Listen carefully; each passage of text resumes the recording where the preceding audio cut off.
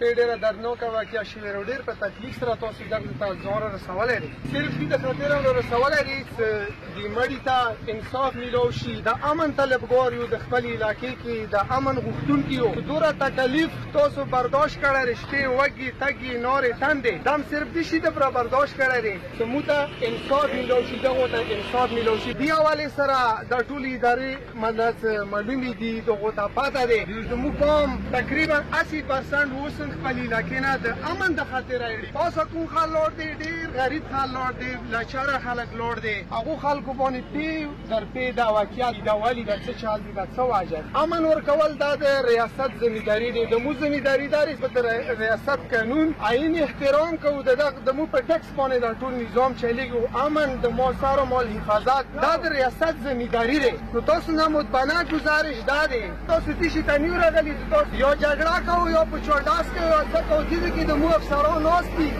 دا مړی چې تاسو کوم یغی دی، دا همدې لپاره یخی دی چې دې ته انصاف میلاو شي. و یو کس چې کوم یغه ژوندی ورک دی، بلکې مردان واورېدو د دې کلي نه یوه میاشت مخکې بل کس نه یو بېداره کړی که نه. جذباتو کار به نه کوو، هغه کار به کوو کوم کې مو ته قوم ته مو ټولو ته خیر پېښېږي، خیر ته مو لاس تېرو، بېخیري ته به انشاءالله نه تېرو. آب هم راولي، بلکل یې به راولي، دې ته به صاف ورکوي. مزید څه خبرې اترې وي هغه به ټول مو کوو، مشترکات ورباندې کوو، خو زړه ورته نه تنګوو، جذباتو په بنیاد باندې به نه کوو، انشاءالله په خود کې به کوو. نور تاسو ټولو دا تکلیف کړی دی، دا هم دې لپاره کړی دی چې تاسو ملت عام ټول مو موزي ته، ټول ورګزي ته خیر غواړو چې یاره مو ته خیر انصاف میلاو شي. کومه دا واقعه ده، مړي لاش تاسو راوړی دی، د دې انصاف غواړو. ورسره کوم لافته دی، دا خبره کوو، ټیک شه، د دې انصاف هم غواړو، د دې هغه به هم خبره کوو، د دې به هم کوو.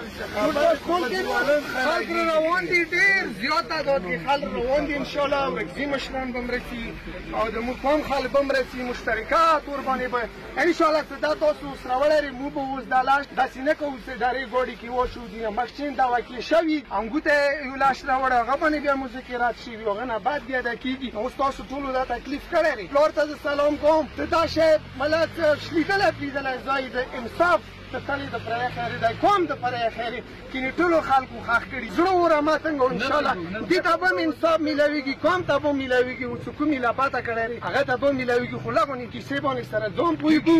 تاسو نه دمان خبرې اترې دي، دا ومنلی ټیک که ونه منلی شولې، مو بیا د تلو ولنې د مو پړاو همدغه ځای دی، دغه لیارې دا مکمل دا چوک به انشاءالله بند وي، ټول ورګځی به انشاءالله دې کې مو سره مرسته کوي.